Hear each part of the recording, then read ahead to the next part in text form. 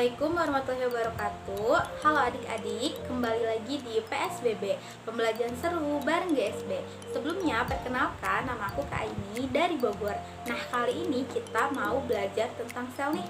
Apa sih sel itu dan bagiannya apa aja sih? Nah, kita belajar bareng-bareng ya.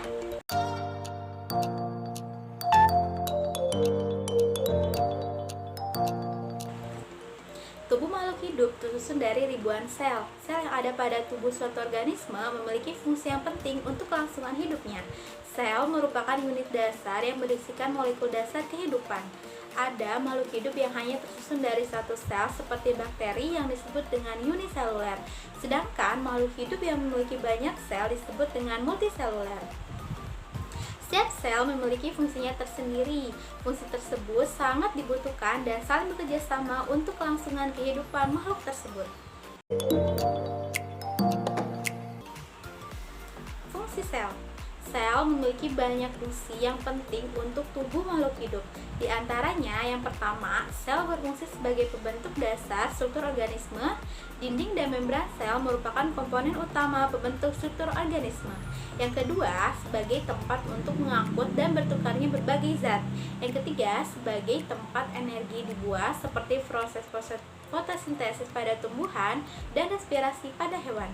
Yang keempat, sel membantu proses reproduksi melalui proses pembelahan mitosis dan meiosis. Struktur sel. Tubuh organisme tersusun dari dua jenis sel, yaitu sel prokariotik dan eukariotik.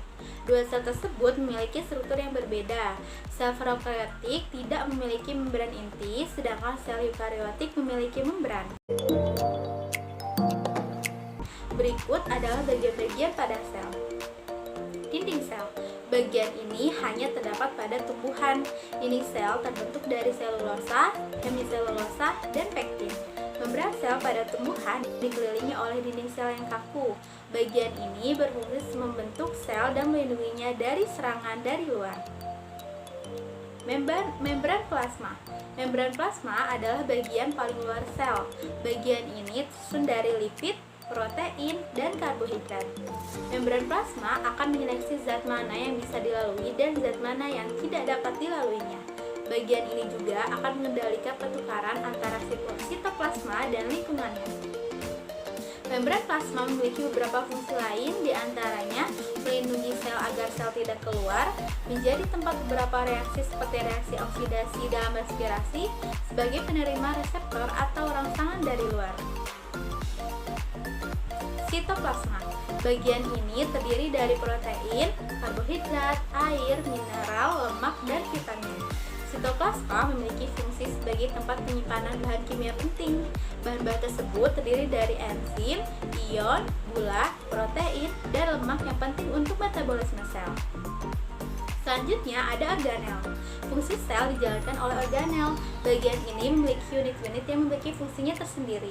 Unit tersebut diantaranya adalah: yang pertama ada nukleus, merupakan organel sel terbesar yang mengandung informasi genetik DNA. Unit ini mengendalikan aktivitas seluler dan reproduksi seluler. Selanjutnya, retikulum endoplasma atau RE, merupakan sistem membran yang tersusun tidak beraturan. RE berfungsi menghubungkan nukleus dan membran plasma. Sentriol hanya terdapat pada sel hewan dan dapat dilihat saat sel sedang membelah. Badan Golgi memiliki fungsi yang kompleks seperti membentuk enzim pencernaan hingga mengangkut dan mengubah beragam materi secara kimia. Lisosom berfungsi melindungi sel dengan menelan bahan asing dan membantu pembaruan sel. Mitokondria merupakan tempat berlangsungnya respirasi aerobik dalam sel. Plastida terdapat pada sel tumbuhan. Organel ini mengandung pigmen atau pemberi warna pada tumbuhan. Peroksisom merupakan organel yang mengandung enzim katalase dan oksidase. Organel ini bisa ditemui di sel hati dan ginjal pada hewan. Glioksisom menghasilkan enzim katalase dan oksidase yang terdapat pada sel tumbuhan. Vakuola memiliki fungsi sebagai penyimpanan zat makanan, air, dan beberapa zat buangan di dalam sel. Gimana Gimana? Udah paham belum sekarang tentang struktur dan fungsi sel? Kalau belum paham, tonton ulang ya video ini sampai kalian paham. Jangan lupa baca bukunya juga. Sampai ketemu di video selanjutnya. Terima kasih. Wassalamualaikum warahmatullahi wabarakatuh.